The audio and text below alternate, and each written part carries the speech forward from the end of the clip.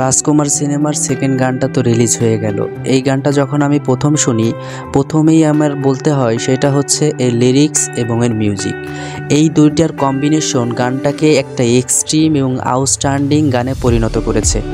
কিন্তু একটা জিনিস আমাকে খুব ভাবিয়েছে, সেটা হচ্ছে এই গানের উচ্চারণ। কার জন্য আনন্দটা অভিমানী এই গানের সিঙ্গার হচ্ছে আলিফ এবং মিউজিক দিয়েছে আপনার প্রিন্স মাহমুদ। সিঙ্গার যখন গানটা গাচ্ছিল তখন আমার মনে হয়েছিল যে এই গানটা মনে হয় সে বাংলা মনে হয় প্রথম শিখেছে।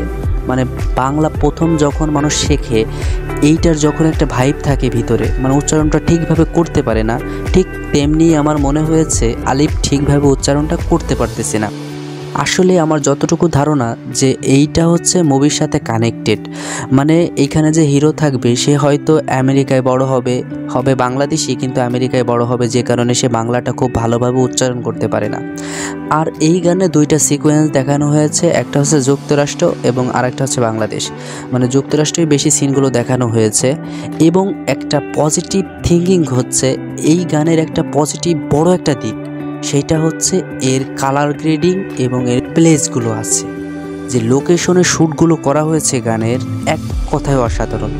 প্রিয়তমায় যখন আমরা ঈশ্বর গানটা শুনেছিলাম, এই গানটা যে ভাইব আমাদের দিয়েছিল, ঠিক তার থেকেও মনে হয়েছে যে এই বরবাদ সংটা আরও বেশি মজাদার। এইখানে কোলাবোরেশনটা এমনভাবে করা হয়েছে মিউজিক এবং লিরিক্সে, বিশেষ করে ফোকাস করা হয়েছে লিরিক্সে, যে কারণে গানটা খুব ভালোভাবে ফুটে উঠেছে। আশা করি রাজকুমার সিনেমাটা আমাদের এমন একটা ভাইব দিবে যেটা আশেপাশে হয়তো কোনো মুভি আমাদের দিতে পারবে না, এরকমের একটা। বিশেষ করে শাকিব খানের যে লুকটা, মারাত্মক লেভেলের লুক হয়েছে ভাই, বলার মতো একটা লুক। আশা করি নেক্সটে আরও ভালো ভালো আপডেট আপনারা পাবেন।